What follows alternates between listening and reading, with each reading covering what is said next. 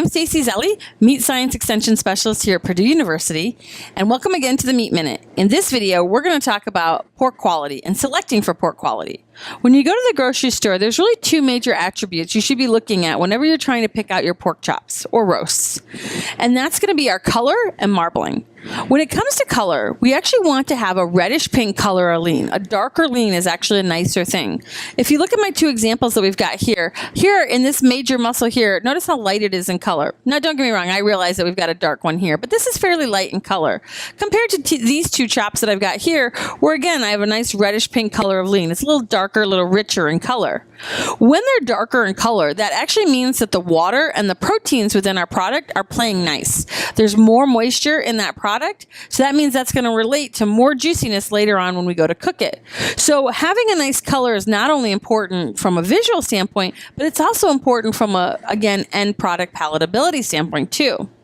The other thing to look at then is marbling. And even though I know we're in a time when a lot of people are trying to maybe reduce or shift their fats, I'm not talking about the fat on the outside. Marbling is that fat that we see within the inside.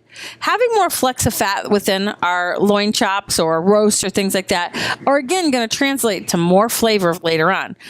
Marbling really helps us out from a juiciness standpoint and also a flavor standpoint. So having ones that have got a little bit more marbling in them are going to be a lot more beneficial later on when you go to cook them.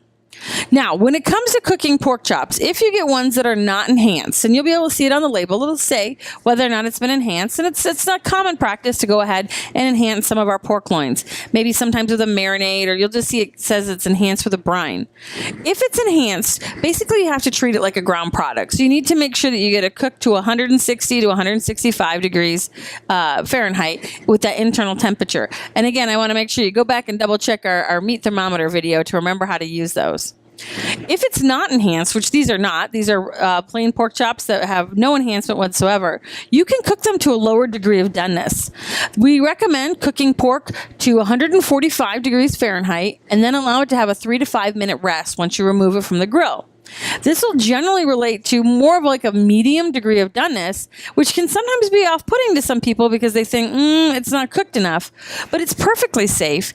And you'll notice you're going to have a lot more juiciness to it. So the product won't be nearly as dry.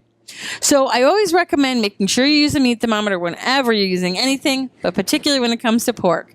And again, stay away from that old adage of pork the other white meat. That was great. That's great and relates to cooked meat. But when you're picking your meat, make sure you go for that reddish color, reddish pink color of lean, and also some good marbling to improve your overall eating experience. Thanks for joining us here on the Meat Minute.